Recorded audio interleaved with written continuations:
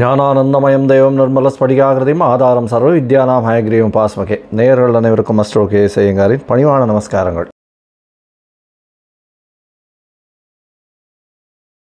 வாரபலன் 13/5/2024 19/5/2024 வரலும் உண்டான வாரத்திற்கு மேஷம் முதல் மீனம் வரை என்ன பலன்னு பார்க்கலாம். அதற்கு முன்னாடி இந்த வாரத்தினுடைய கோல்சாரம் என்ன, இந்த வாரத்தில் வரக்கூடிய விசேஷ நாட்கள் என்ன, அதற்கு பிறகு இந்த வாரத்தில் எந்தெந்த ராசிக்காரர்களுக்கு சந்திராஷ்டமம் அப்படின்னு வரிசைப்படுத்தி பார்க்கலாம். இந்த வாரத்தில் பார்த்தாலேயானால் கோல்சாரம் அப்படின்னு சொல்லும்பொழுது காலபுருஷ தத்துவத்தின் முதல் ராசியான மேஷ ராசியில் சூரிய பகவான் புதன் சுக்கிரனோடு சேர்ந்திருக்கார். ரிஷபத்தில் குரு பகவான், கன்னியில் கேதுவும், சனி பகவான் கும்பத்திலையும், மீனத்தில் ராகுவும் செவ்வாயும் இருக்க. இந்த வாரம் வரக்கூடிய பயிற்சிகள் மாற்றங்கள்னு பார்த்தோம்னா மாத கிரகமான சூரியன் மேஷத்திலிருந்து ரிஷபத்துக்கு 14ஆம் தேதி கார்த்தால போகிறார். வைகாசி மாதம் பிறக்கிறது.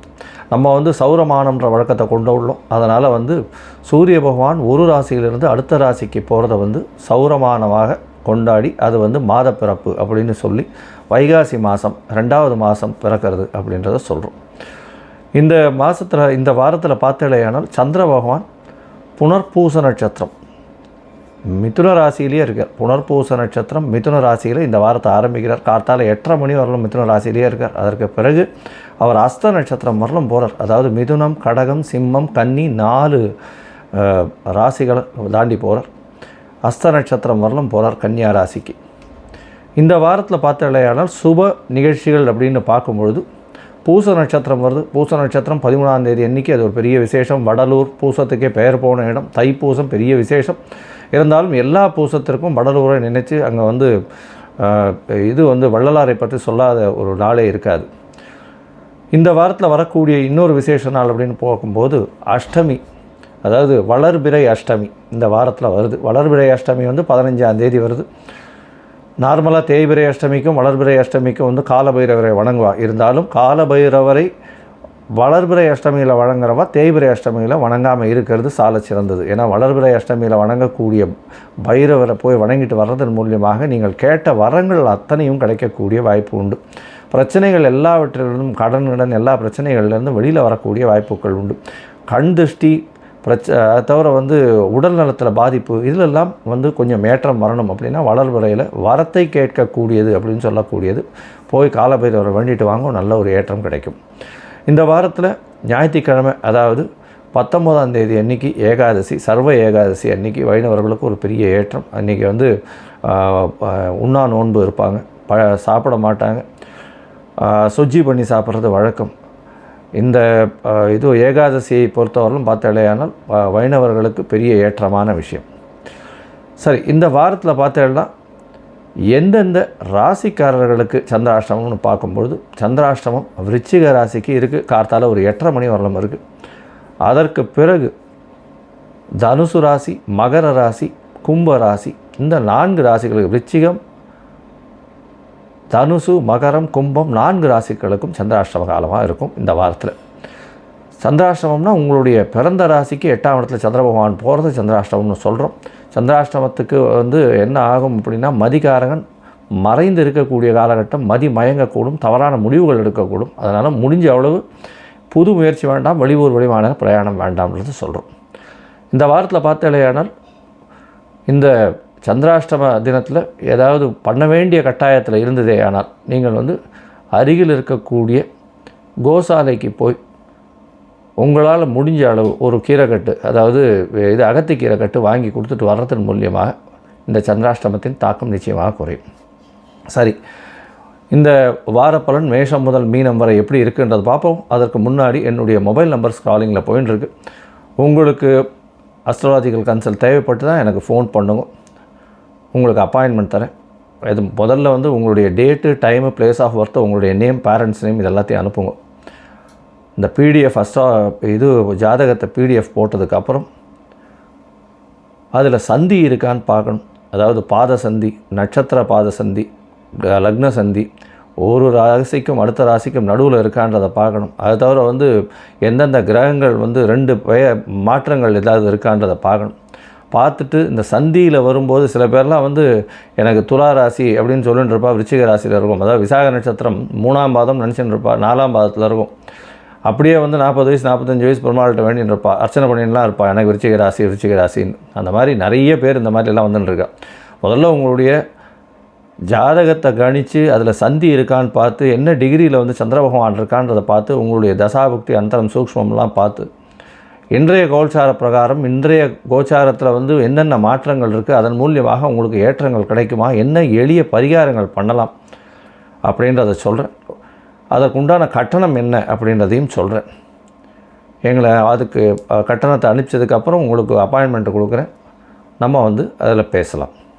சரி, இப்பொழுது மேஷம் முதல் மீனம் வரை 13/5/2024 19/5/2024 வரை உண்டான வாரத்திற்கு என்னென்ன பலன்னு பார்ப்போம். விருச்சிகம், விசாகம், அனுஷம், கேட்டை இந்த 3 நட்சத்திரம் 9 பாதங்களை கொண்ட ராசி. ராசியின் அதிபதி அப்படின்னு சொல்லக்கூடியவர் செவ்வாய் பகவான் ராசிக்கு 5ஆம் இடத்துல இருக்கிறது விசேஷம். இந்த வாரத்தில் பார்த்தேன்னா 13/5/2024 19/5/2024 பெரிய ஏற்றமான காலமாக இருக்குது. ஏன்னா சப்தமத்திர குரு பகவான் உங்களுக்கு வந்தாச்சு. திருமணத்துக்கு பார்த்து கொண்டு இருப்பவர்களுக்கு திருமண யோகம் நிச்சயமாக உண்டு, கவலைப்பட தேவையில்லை. திருமணம் கண்டிப்பாக நடந்தே தீரும். உங்களுடைய ராசிக்கு பார்த்தேன்னா சப்தமாதிபதி 6ஆம் இடத்துல இருந்து 8ஆம் அதிபதியும் 6ஆம் இடத்துல இருக்கிறது விசேஷம். இதன் மூலியமாக பார்த்தேன்னா மறைந்த இடத்துலேருந்து திடீர் பணம் வரக்கூடிய வாய்ப்புகள் நிச்சயமாக உண்டு.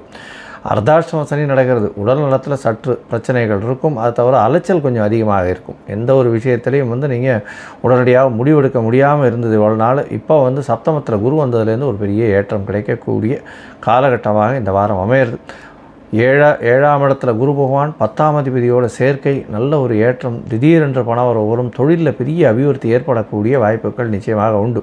5ஆம் இடத்துல ராகு பகவானோட செவ்வாய் இருக்கிறது பார்த்தலையானால் நல்ல ஒரு ஏற்றத்தை கொடுக்கும். ஏன்னா 5ஆம் இடம் மிகவும் அதிகமாக வளரும், புதிய பதவி புகழ் அந்தஸ்து கௌரவம்லாம் வரக்கூடிய வாய்ப்புகள் நிச்சயமாக உண்டு. உங்களுடைய ராசிக்கு பார்த்தோம்னா குரு பார்க்கறதுனால சுபத்துவம் அடைகிறது, உடல் நலத்தில் நல்ல ஒரு ஏற்றம் இருக்கக்கூடிய காலகட்டமாக அமையப்போகிறது. 11ஆம் இடத்தில் இருக்கக்கூடிய கேது பகவான் மூலியமாக நல்ல ஒரு லாபம் கிடைக்கும், தொழிலில் பெரிய லாபம் கிடைக்கக்கூடிய வாய்ப்புகள் நிச்சயமாக உண்டு. இந்த வாரம் 13/5/2024 19/5/2024 வரை உண்டான வாரத்தில் சந்திர பகவான் உங்களுடைய ராசிக்கு 8ஆம் இடத்துல இந்த வாரம் காத்தால் வந்து 8:30 மணி வரலும் சந்திராஷ்டம காலமாக இருக்குது. அதனால் முடிஞ்ச வரலும் யாருக்கு ஜாமீன் கையெழுத்து போடுறது இந்த மாதிரியான விஷயங்கள் பண்ணாதீங்க. பொறுமையாக இருக்கிறது ரொம்பவும் நல்லது. அதற்கு பிறகு பார்த்தோம்னா உங்களுடைய ராசிக்கு 9ஆம் இடத்துல சந்திர பகவான் ஆட்சி பெற்று போகிறார். நல்ல ஒரு ஏற்றம் கிடைக்கக்கூடிய காலகட்டம். 9ஆம் இடத்துல போய் ஆட்சி பெறுறதுனால தந்தையின் மூலியமாக பொருள் வரக்கூடிய வாய்ப்புகள் உண்டு. திடீர் பணம் வரும். பார்ட்னர்ஷிப் பிஸ்னஸில் நல்ல ஒரு ஏற்றம் கிடைக்கக்கூடிய காலகட்டம். இது வந்து 15ஆம் தேதி சாயந்தரம் ஒரு 6 மணி வரலும் இருக்கக்கூடிய காலகட்டமாக இருக்கும். அதற்கு பிறகு சந்திர பகவான் 10ஆம் இடத்துக்கு வரார். 10ஆம் இடத்துல வரும்பொழுது பார்த்தோம்னா சனி பகவானுடைய பார்வை இருக்கும். 4ஆம் இடத்துல இருக்கக்கூடிய சனி பகவான் 10ஆம் இடத்தை பார்க்குற சந்திர பகவானையும் பார்க்குறதுனால தந்தையின் உடல்நிலையில் சற்று செட்பேக் இருக்கும். வெளிநாட்டு போய் படிக்கணும்னு நினைக்கிறவாளுக்கு கொஞ்சம் பிரச்சனைகள் இருக்கக்கூடிய வாய்ப்புகள் மிகவும் அதிகமாக இருக்கும். இருந்தாலும் வெளிநாட்டு யோகம் நிச்சயமாக உண்டு. ஏன்னா உங்களுடைய ராசிக்கு 12ஆம் இடத்து அதிபதி 12ஆம் இடத்தை பார்க்குறது சுபத்துவம் அடைகிறது பெரிய விசேஷம். 8ஆம் அதிபதியும் வந்து 12ஆம் இடத்தை பார்க்குறாரு. அதனால் கண்டிப்பாக வெளிநாடு போகக்கூடிய யோகம் உண்டு. உங்களுக்கு வந்து படிக்கிறதுக்குன்னு வெளிநாடு போகக்கூடிய யோகம் நிச்சயமாக இருக்கும். உங்களுடைய ராசிக்கு பார்த்தோம்னா புதிய வேலை கிடைக்கக்கூடிய பாக்கியம் உண்டு. வேலையில் பெரிய ஏற்றம் கிடைக்கும், புதிய ப்ரமோஷன் கிடைக்கக்கூடிய வாய்ப்புகள் உண்டு. உங்களுடைய ராசிக்கு 11ஆம் இடத்துல சந்திர பகவான் போகிறார். அது வந்து 18ஆம் தேதி கார்த்தால் ஒரு 8:30 மணியிலிருந்து 20ஆம் தேதி கார்த்தால் வரலும் சந்திர பகவான் அங்கே இருக்கார். இதன் மூலியமாக பார்த்தேனால் நல்ல ஒரு ஏற்றம் கிடைக்கும், தொழிலில் பெரிய அபிவிருத்தி கிடைக்கும். மூத்த சகோதரிகள் மூலியமாக நல்ல ஒரு ஏற்றம், நல்ல ஒரு விசேஷமான செய்தி வரக்கூடிய வாய்ப்புகள் நிச்சயமாக உண்டு. மொத்தத்தில் இந்த வாரம் பார்த்தேன்னா உங்களுக்கு பொதுவாகவே பெரிய ஏற்றத்தோடு கிடைக்கக்கூடிய ராசியாக இந்த விருச்சிக ராசிக்கு அமையிறது. இந்த விருச்சிக ராசிக்காரர்களுக்கு மெயினாக வந்து இந்த அம்மன் கோவிலுக்கு போயிட்டு வாங்க. சொந்த ஊர் கோவிலுக்கு போயிட்டு இந்த காளி, பத்ரகாளி அந்த மாதிரி இந்த எல்லை தெய்வம் இருப்பாங்க, அதாவது இந்த ஐயனார் இந்த மாதிரியான எல்லை தெய்வம் இருப்பாங்க. அவங்களுக்கு ஒரு எலுமிச்சம்பழம் மாலை பொண்ணு போட்டு வாங்க. வந்துட்டு இங்கே வந்து அம்மன் கோவில், இந்த மாங்காடு அம்மன் கோவிலில் போய் சேவிச்சுட்டு வாங்க. உங்களுக்கு எல்லா விதமான தோஷங்கள் இருந்தாலும் சந்தோஷம் மட்டுமே மிஞ்சும் அப்படின்றத சொல்கிறேன். லோகா சமஸ்தா சுகினோ பவந்து. நன்றி, நமஸ்காரம். Astro KS Iyengar YouTube channel பார்த்தமைக்கு நன்றிகள். மேலும் இது போன்ற ஆன்மீக ஜோதிஷ தகவல்கள் உங்களை வந்து அடைய astro KS Iyengar YouTube channel subscribe செய்யவும், பெல் ஐக்கானை மறக்காமல் அழுத்தவும். நன்றி, வணக்கம்.